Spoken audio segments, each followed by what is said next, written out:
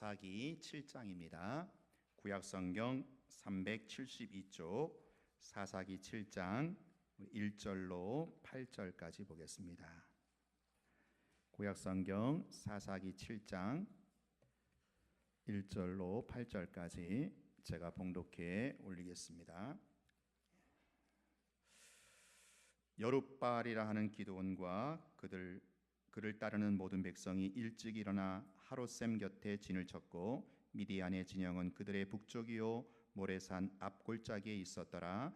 여호와께서 기드온에게 이르시되 너를 따르는 백성이 너무 많은즉 내가 그들의 손에 미디안 사람을 넘겨주지 아니하리니 이는 이스라엘이 나를 거슬러 스스로 자랑하기를 내 손이 나를 구원하였다 할까 함이니라.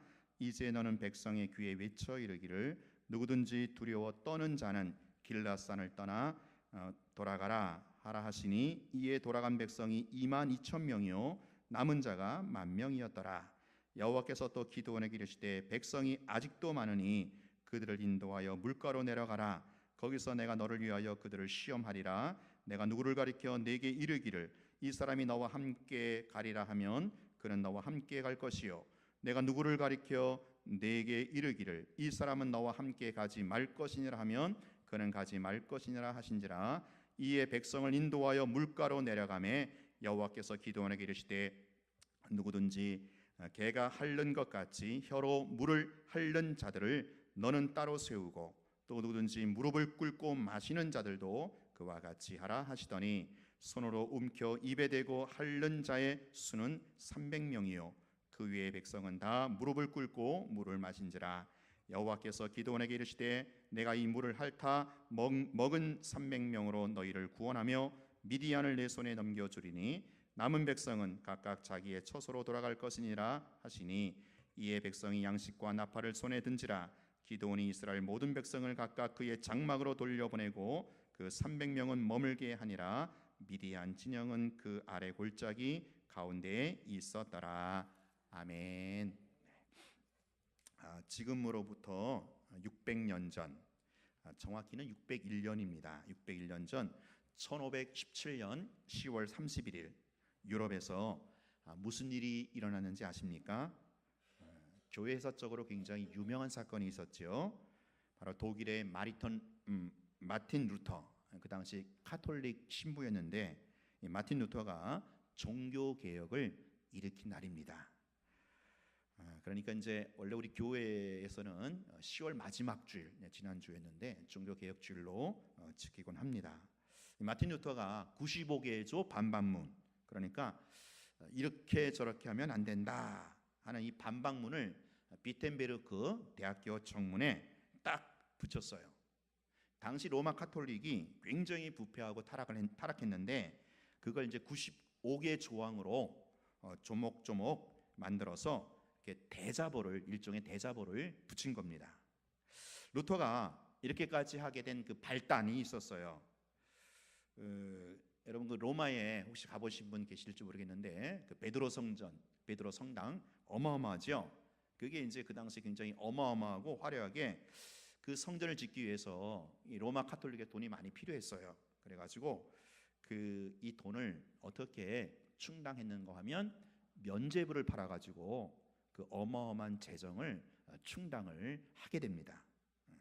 이 면죄부라는 것은 뭐냐면은 죄를 용서해 준다고 하는 일종의 증서, 뭐 영수증 같은 그것을 이제 교회에서 돈을 받고 그걸 발행을 해준 겁니다. 루터는 이건 아니다라는 거죠. 절대 묵과할 수 없다 그러면서 로마 카톨릭이 성경에서 어긋나는 거, 진리에서 벗어난 거, 이것을 이제 조목조목 반박을 한 겁니다. 항목은 95개이지만 사실 이 95개의 조항을 다 이렇게 압축해서 요약을 하면 한마디로 말하면 바로 이 로마 카톨릭의 이 공로의식, 공로주의를 비판하고 반박한 것이다라고 할 수 있어요. 당시 이 부패하고 타락한 로마 카톨릭의 그 사상과 그들의 그 뿌리, 그 종교 신념이 바로 공로주의, 공로의식이었다라는 거예요. 여러분 공로주의, 공로의식이 무엇을 말합니까? 쉽게 말하면 내가 공로, 공적 혹은 덕을 쌓으면 구원에 이르게 된다라고 하는 거죠. 그러니까 이 구원이나 그 삶의 기반이 나에게 있는 거예요. 내가 공적을 쌓는 거예요. 내가 선행을 하는 거예요. 내가 덕을 쌓는 겁니다. 그래서 그렇게 되면 이제 구원에 이른다. 그래서 내가 공로를 쌓으면 뿌듯한 거죠. 뿌듯하고 또 다른 사람에게 자랑도 하고 싶고. 이게 이제 공로주의, 공로의식인데 면죄부도 마찬가지죠. 면죄부 이게 단순히 이제 돈으로 뭐 사고 팔고 이 문제가 아니고, 면죄부라는 것이 무엇을 말합니까? 인간이 그 죄사함이라고 하는 영생의 문제를 인간이 해결할 수 있다라는 거죠. 인간의 그 돈으로 영생의 문제, 죄사함의 문제를 좌우할 수 있다. 이 면죄부 판매 아니겠어요? 여러분, 천주교의 고해성사라고 있죠? 고해성사. 이 뭐냐면은 그 자기의 그 죄를 신부 앞에 가서 딱 고해야, 그래야 이제 죄가 사해지는 거예요. 다 고하면 속이 시원하겠죠. 그 내가 고하고 속이 시원하고 그 뿌듯한 그 감정이 이게 구원의 확신이 되는 거예요. 그래서 나는 구원받는다. 죄사함 받고 구원받는다. 이게 고해성사고, 여러분 또 천주교의 대표적인 연옥설이라고 있죠. 연옥설. 이 연옥이라는 게 있어요. 사람이 죽으면 천당도 지옥도 안 가고 중간 단계 연옥에 갑니다. 연옥에 가가지고 그 영혼이, 연옥에 간 영혼이 이제 어떻게 되느냐? 이 지상에 있는 가족이나 친척이 어떻게 하느냐에 따라서 달라지는 거예요. 지상에 있는 가족이나 친척이 그 연옥에 가 있는 그 사람을 위해서 공로를 많이 쌓으면, 공적을 많이 쌓고 덕을 많이 들이면 그 사람이 천국 가고, 그러지 못하면 지옥으로 하는, 이게 이제 연옥설이죠. 연옥설. 이게 이제 공로주의고, 공로주의, 공로의식이라는 거죠. 이런 공로주의, 공로의식이 지금도 그 뿌리가, 그 사상적 뿌리가 천주교로 이어지고 있어요. 그래갖고 천주교를 가리켜서 흔히 이제 선행 종교라고 합니다. 선행 종교. 이 천주교는요, 우리가 알잖아요. 선행을 굉장히 많이 해요. 많이 하는 것처럼 또 보이기도 해요. 왜냐하면은 그들의 그 사상이, 그 종교 그 신념이 그래요. 선행을 해야, 선행을 베풀어야 구원에 이른다. 이게 이제 그런 종교죠. 이런 로마 가톨릭의 공로의식, 공로주의에 반발해서 루터와 칼빈이 종교 개혁을 일으켰고요. 그래서 개신교, 우리가 다니는 교회, 이 개신교가 시작이 된 거예요. 자, 그러면 그래서 이 로마 가톨릭의 공로주의에 반발해서 개신교가 탄생했기 때문에, 개신교가 주장하는 게 뭐예요? 공로가 아니고 뭐예요? 공로에 반대되는 말이 바로 은혜라는 거예요. 은혜. 우리가 흔히 쓰는 말 은혜. 뭐 은혜 받았습니다. 은혜 받아야 되는데, 일단 그 은혜는 원래는 이 공로에 반대되는 개념이에요. 은혜가 무엇입니까? 내 구원, 이 구원의 문제, 또 이 구원이나 삶의 그 근거가 나의 행함에 있는 게 아니고, 나에게 있는 것이 아니고 철저하게 하나님에게 있다라는 거죠. 창조주 하나님, 구속주 하나님, 그분에게 내 삶의 근거, 구원의 근거가 그분에게 달려 있다. 이것이 바로 은혜라는 거예요. 은혜. 내 인생의 주인이 내가 아니라 하나님이라는 거죠. 내 인생의 중심에 내가 있는 게 아니고 하나님이 계신 거예요. 하나님이 내 인생의 중심 가운데 좌정하신 진정한 나의 주인이고 왕이라는 거, 이게 은혜입니다. 은혜. 여러분, 그래서 어떤 성도가 공로의식에 빠졌는가 아니면 은혜의식에 젖었는가, 이걸 이제 판단하는 길이 있어요. 근데 여러분, 성경에서 판단하라고 그랬어요? 말라고 그랬어요? 말라고 그랬죠. 판단은 말라고 그랬어요. 그래서 어떤 사람이, 이 사람이 공로의식에 빠졌는가 아니면 은혜의식에 젖었는가, 이거를 판단하지 말고, 남을 판단하지 말고 누구는 판단할 수 있어요? 나는 판단할 수 있는 거예요. 내가 나를 판단해야 우리가 늘 이 신앙의 기본기에 딱 서게 되는 거예요. 내가 공로의식에 빠졌는가 아니면 은혜의식으로 살고 있는가, 이것을 판단할 수 있는 길이 있어요. 어떻게 하냐? 내 마음에서 나오는 언어의 성향, 언어의 경향을 보면 알아요. 공로의식에 빠진 사람은요, 늘 그 사람의 언어의 주제가 뭐냐면은 자기가 한 거예요. 내가 했다, 내가 했다고 하는, 내가 한 거예요. 그래서 내가 했기 때문에 이제 우쭐대는 거죠. 잘해갖고 자랑하고 우쭐대고, 그리고 내가 한 거에 대해서 인정받고 싶어하고. 반대 경우도 똑같아요. 내가 못했어. 그래서 열등의식에 빠져. 절망과 실망, 남하고 비교해서 좌절하고 속상해하고. 그러니까 그 사람의 그 언어의 주제가, 언어의 그 중심이 자기가 있는 거예요. 이게 공로의식에 빠진 사람이에요. 그렇게 점검하시면 돼요. 반면에 은혜의식에 젖은 사람은 그 언어가 매사에 뭐예요? 내가 아니고 누가 한 거예요? 하나님이 하셨다. 하나님이 하셨습니다. 이 고백이 자연스럽고 그게 흘러나오는 사람이 은혜를 아는 사람이에요. 은혜에 젖은 사람이죠. 여러분, 내가 했다 혹은 내가 못했다, 이거를 다른 말로 하면 교만의 포장된 모습이에요. 그러니까 그 교만한 사람은요, 늘 언어가 내가 했어 혹은 내가 못했어, 자기가 있는 거죠. 이 교만입니다. 반면에 하나님이 하셨다고 하는 그 고백은 뭐예요? 어떤 사람이에요? 겸손한 사람이에요. 겸손한 사람은요, 이 고백이 나올 수밖에 없는 거예요. 근데 이 교만과 겸손의 차이는 엄청나잖아요. 하나님이 교만한 자를 대적하시되 겸손한 자들에게는 은혜를 주신다. 베드로전서 5장 5절에 나와 있어요. 하나님은요, 교만한 자를 대적하셔요. 여러분, 하나님이 대적하시면 어떻게 되겠어요? 게임 끝난 거예요. 국물도 없어요. 뼈도 추스리지 못합니다. 하나님이 대적하시는데 그 인생이 어떻겠어요? 교만한 자, 모든 게 지가 했어, 내가 했어. 그러나 겸손한 자들, 하나님이 하셨음을 알고 그걸 정말 진실로 고백하고 그렇게 사는 사람, 하나님이 은혜를 주시는 거예요. 오늘 본문은요, 하나님이 교만한 자, 내가 했다고 하는 이 교만한 자를 하나님이 돌려보내시는, 안 쓰시는, 반면에 하나님이 하셨다고 하고 하는 이 겸손한 자는 하나님이 사용하신다는 그런 말씀이에요. 그런 내용이거든요. 오늘 본문은 사사 기드온과 300용사 이야기예요. 우리가 잘 아는 내용이죠. 기드온과 300용사. 그래갖고 우리가 보통 그렇게 기도하잖아요. 하나님, 우리 교회 기드온과 300용사를 주시옵소서. 저도 그런 기도를 해요. 기드온과 300용사.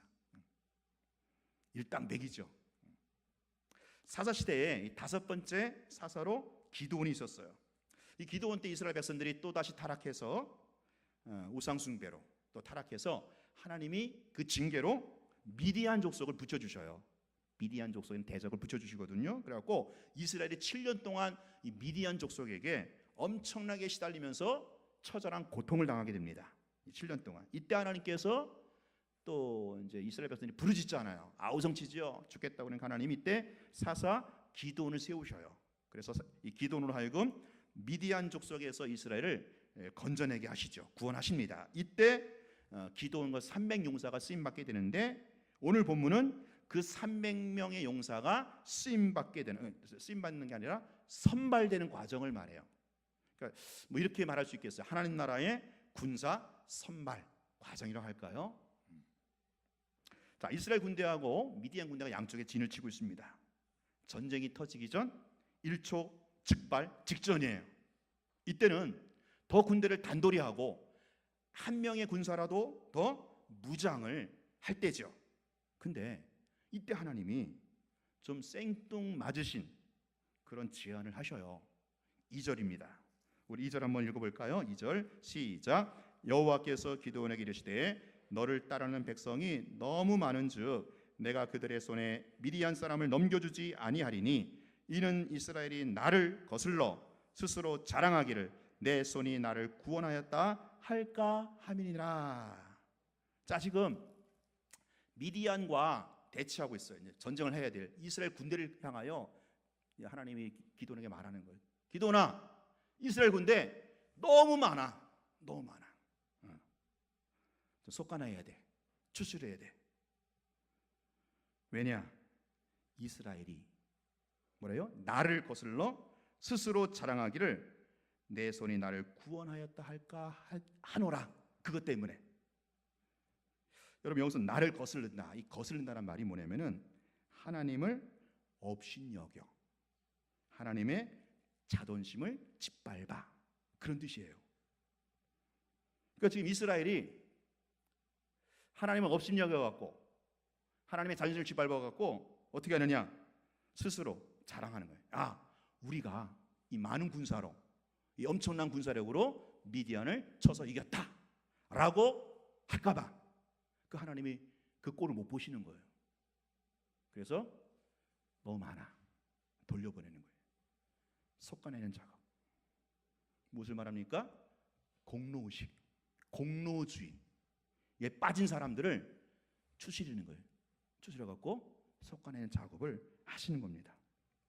여러분, 하나님은요, 이 공로의식을 굉장히 싫어하셔요. 공로주의에 빠진 이 사람을 굉장히 하나님은 싫어하시고요, 제껴버리셔요. 이렇게 집으로 돌려보내셔요. 이렇게 집에 가라. 집에 가서 그냥 엄마 젖이나 더 먹고 와라. 이런 셈이죠. 여러분, 지금 큰일 앞에 두고 있잖아요. 대사, 전쟁을 해야 되는 대사를 앞에 두고 있는데, 이 큰일 앞에 두고 하나님이 점검하는 상황이 무엇입니까? 야, 너 이스라엘 얼마나 준비 많이 했느냐? 얼마나 전략 짰느냐? 전술이 뭐야? 군대 몇만 명이야? 이게 아니라는 거예요. 지금 이스라엘 군대 그 사람 가운데 공로가 들어있냐? 아니면 은혜가 들어있느냐? 이거 점검하는 거예요. 가장 중요한 대사를 앞에 두고 이게 급선무라는 거죠. 이게 급선무. 이게 하나님의 평가 기준이에요. 하나님은요, 그 중심 가운데 네가 들어있는지 아니면 하나님이 들어있는지, 네가 공로에 빠져있는지 아니면 은혜를 알고 있는지, 이거를 점검하시는 거예요. 이걸 체크하셔요. 자, 그래서 이 사람이 공로의식에 빠졌는지 아니면 은혜에 빠져있는지를 판별하기 위해서 테스트를 합니다. 테스트, 시험을 봐요. 몇 번에 걸쳐서? 2번에 걸쳐서. 2번에 걸쳐 갖고 테스트를 합니다. 자, 첫 번째 테스트가 뭡니까? 3절이죠. 우리 3절 읽어보겠습니다. 시작. 이제 너는 백성의 귀에 외쳐 이르기를 누구든지 두려워 떠는 자는 길르앗산을 떠나 돌아가라 하라 하신지, 이에 돌아간 백성이 22,000명이요 남은 자가 10,000명이었더라. 자, 여러분, 지금 전쟁을 앞에 두고 있잖아요. 전쟁 앞두고 있는데, 아니 누구나 다 두려워서 떨지 않겠어요? 전쟁 앞에 두고 있는데 든든한 사람이 어디 있겠어요? 긴장하고 뭐 두려워 떨겠죠. 근데 이게 지금 단순히 전쟁 앞에 두고 용기가 없는 사람, 용기가 없는 애들, 사기 떨어진 애들 다 돌려보내, 그게 아니에요. 여러분, 지금 하나님께서 평가하는 기준이 뭐라고 그랬어요? 하나님이 어떤 사람을 거르고 무슨 어떤 작업을 하고 있는 중이라고 그랬죠? 공로의식, 공로주의에 빠진 사람을 솎아내는 작업을 하잖아요. 그 작업에서, 그 맥락에서 이 테스트를 봐야 돼요. 첫 번째 테스트. 두 번째도 마찬가지고. 여러분, 공로의식에 빠진 사람의 특징이 있습니다. 뭐냐? 어떤 일을 앞에 두고 굉장히 불안해해요. 굉장히 불안합니다. 이건 이제 다른 사람이 모르는 불안이 있어요. 걱정, 근심거리로 답답한 거예요. 왜 그런지 아세요? 자기가 하려니까 하는 거예요. 내가 해야 되고 내가 하고자 하니까, 또 그래야만 되니까 불안한 거예요. 근심 걱정으로 마음이 벅잡해요. 안개가 자꾸 꼈어요. 여러분이 어떤 일을 앞에 두고 또 어떤 결정을 해야 되거나 선택을 해야 되는 이런 그 일에 그 앞에 두고 내가 불안해. 뭔지 불안해. 근심 걱정으로 복잡해 마음이. 왜 그런지 아세요? 나도 모르게 공로주의에 빠져서 그래요. 공로의식에 내가 젖어서 그래요. 이때는 판단이나 선택을 유보해야 돼요. 언제까지? 불안이 아닌 마음의 평안이 올 때까지. 저는 특별히 전 목사인데 저를 비롯해서 우리 교회 지도자들, 중직자들이 이걸 참 조심하고 점검해야 된다라고 생각해요. 저부터 그런 것 같아요. 내가 대적 노릇하고 내가 주인 노릇하고 내가 왕 노릇하려니까 불안한 거예요. 깝깝하고 또 말을 자꾸 많이 하게 돼. 왜? 내가 하려니까. 내가 대장이거든. 내가 주인이거든. 그래서 여러분, 양 목사가 좀 말이 많은 것 같아 하면은 저 양반 공로주의에 빠졌구나 그렇게 하시고 기도해 주시기 바래요. 공로주의에 빠지면 그래요. 그럴 때는 어떻게 하라고요? 기다리는 거예요. 선택하지 말고 판단하지 말고 기다리고 유보해야 돼요. 언제까지? 하나님이 평안과 확신을 주실 때까지. 어떤 평안? 어떤 확신? 야, 양 목사야, 네가 하는 게 아니거든. 내가 하는 거야. 내가 한다고 하는 그 평안과 확신을 주실 때까지. 양 목사, 교회 일 네가 하는 게 아니거든. 네가 주인 아니야. 교회 내가 주인이거든. 내가 머리거든. 내가 할 거야. 내가 하잖아. 내가 앞으로 할 거야. 그 확신 주실 때까지, 그 평안 주실 때까지. 이번 부흥회 때 여러분 은혜 많이 받으셨잖아요. 저도 이제 설교 시간의 은혜도 많이 받았지만 저는요 특히 이제 목사님하고 식사하면서 식탁 교제 때 굉장히 은혜 많이 받았어요. 식탁 교제하면서 그분이 이제 그 목회 노하우를 다 이제 풀어주시는데 그 주제가 그거예요. 양 목사님, 교회 주인은 절대 목사가 아니라고. 그거 철저히 하라고. 본인이 그 이민교회 개척 40년 동안 이제 개척하고 교회를 성장시키는데 그분이 그런 얘기를 하니까 너무 이게 도전이 되는 거예요. 교회 주인은 사람이 아니라는 거죠. 목사도 장로도 중직자도 그 어떤 사람이 교회 주인이 아니라는 거예요. 사람이 주인이려고 하다 보니까 교회가 시끄럽다는 거죠. 그분 목회 노하우더라고요. 사람이 주인을 하려니까 교회가 시끄럽고 교회가 시험에 들고. 그분이 실제 그렇게 목회를 하셨고 그런 그 경륜에서 나오는 그 말씀이 참 도전이 되더라고요. 여러분 그래요. 내가 하는 게 아니거든요. 하나님이 하십니다. 할렐루야. 정말 그래요. 하나님이 하셔요. 하나님이 하시기 때문에 우리는 그거 확신하고 평안할 수 있어요. 왜? 하나님이 하시니까. 그죠? 신앙은요, 믿음은 뭐예요? 하나님이 하셨습니다. 하나님이 하셨습니다라고 그분 편을 들어드리는 거예요. 그분이 하셨다고 그렇게 인정해 드리는 거예요. 그게 신앙이고 그게 믿음이에요. 오늘 그렇게 하나님이 첫 번째 테스트를 해요. 과연 지가 아니고 하나님이 하셨다고 하는 사람을 첫 번째 테스트로 걸러냅니다.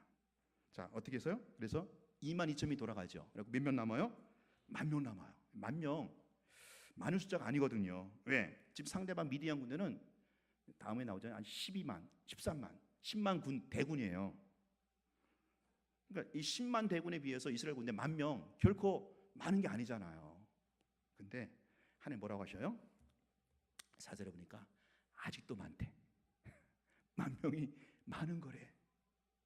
그러면서 두 번째 테스트를 주시죠. 두 번째 테스트. 이 두 번째 테스트가 참 재밌어요. 우리 5절 볼까요? 5절. 5절, 6절 한번 볼게요. 시작. 이에 백성을 인도하여 물가로 내려가매 여호와께서 기드온에게 이르시되 누든지 개가 핥는 것 같이 혀로 물을 핥는 자들을 너는 따로 세우고 또 누든지 무릎을 꿇고 마시는 자들도 그와 같이 하라 하시더니 손으로 움켜 입에 대고 핥는 자의 수는 300명이요 그 외의 백성은 다 무릎을 꿇고 물을 마신지라. 자, 두 번째 테스트. 이제 10,000명 걸렸어요. 22,000명 보내고 집에 돌려면 10,000명을 이제 걸렸는데 이 10,000명에게 이제 두 번째 마지막 관문이죠. 마지막 테스트인데 어떻게 테스트해요? 시내가로 들어갑니다. 물을 마시게 해죠. 그래서 그 물을 이렇게 손으로 이렇게 퍼서 입으로 입에 대해서 이렇게 핥는 자, 하는 자가 이제 구별되고 또 뭐예요? 반면에 무릎을 꿇고 그 시내가 무릎을 탁 꿇고 벌컥벌컥 마시는 자, 두 부류가 생긴 거예요. 두 부류가. 근데 이 두 부류 중에서 어떤 사람이 300명 최종 면접에 합격합니까? 첫 번째 부류, 두 번째 부류. 첫 번째 부류죠. 물을 어떻게 해요? 손으로 움켜져 갖고 핥는 자. 이런 사람이 300명에 들어가요. 나머지는 어떻게 해요? 또 집에 돌아가. 이게 무슨 테스트냐라는 거죠. 여러분 그렇지 않습니까? 이상하죠. 참 테스트 참 이상하다. 왜냐하면은 지금 이제 겸손한 것으로 테스트하자면 무릎 꿇고 마시는 게 겸손한 것처럼 보이잖아요. 그렇지 않아요? 네. 무릎 꿇고 마시는 게 겸손하지. 그 사람을 택해야지. 무릎 꿇고 마시는 사람 다 돌려보내고 이 물을 이렇게 떠가지고 이렇게 입으로 핥는 자를 택했단 말이에요. 이게 무슨 테스트일까? 여러분 지금 이 상황이 하나님이 지금 뭐를 테스트한다 그랬어요? 어떤 사람을 솎아낸다 그랬어요? 공로주의, 공로의식에 빠진 사람을 솎아내는 거잖아요. 그렇죠? 여러분 공로에 반대되는 말이 뭐라 그랬어요? 은혜. 은혜를 망각하고 은혜를 잊어버리게 하고 은혜를 지워버리는 치명적인 독소가 있어요. 그게 뭔지 아세요? 그게 뭐냐면은 당연히 여기는 거예요. 당연히. 뭐든지 다 당연히 여기는 거예요. 뭐 제가 붙인 말인데 당연주의. 모든 게 다 당연해. 그래가지고 그냥 거기에 익숙한 거예요. 그냥 그 당연한 것에.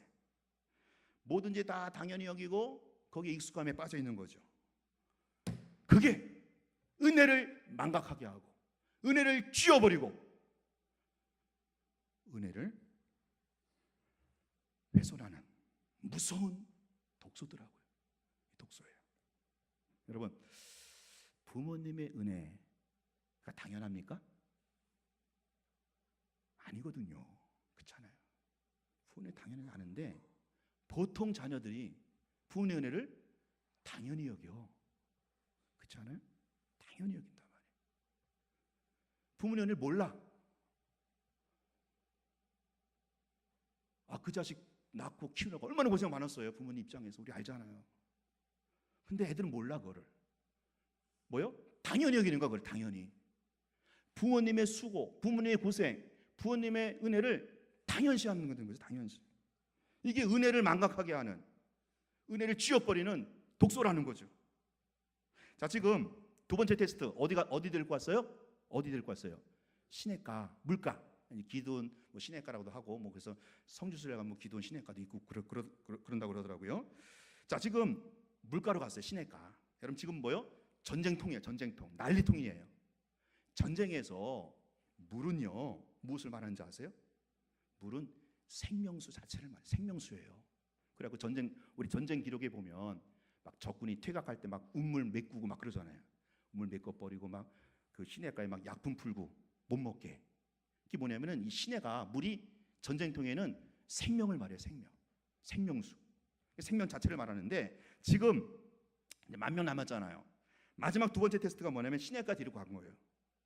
생명수, 물을 먹는 자세와 태도를 보면 알 수 있다라는 거죠. 두 부류의 사람이 있다 그랬죠? 첫 번째, 그 물을 어떻게 먹어요? 떠가지고 핥아요.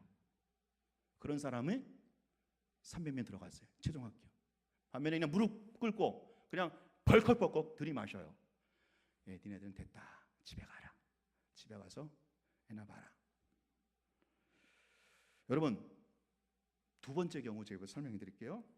두 번째 경우, 그 사람의 태도, 그 사람의 자세를 보면서 이 사람은 그 생명수, 그 물을 어떻게 여기는 거예요?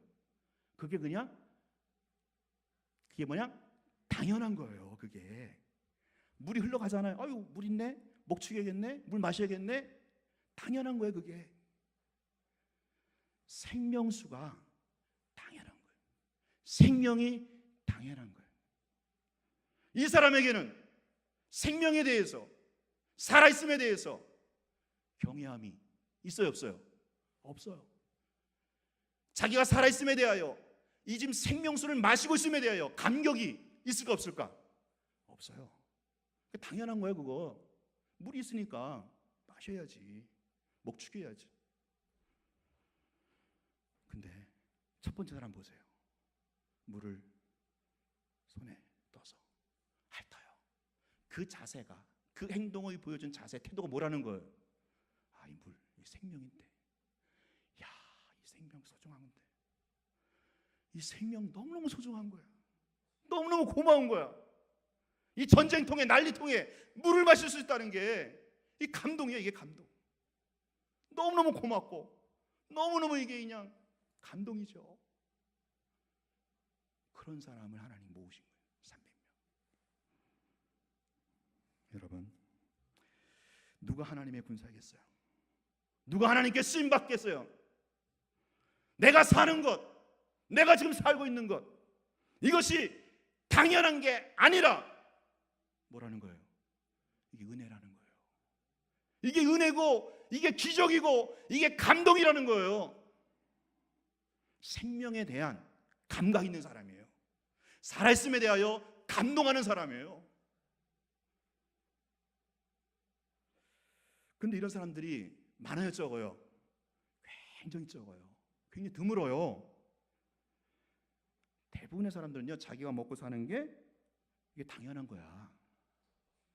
자기가 살아있음에 대하여 감격하고 고마워하고 흥분한 사람이 별로 없어요.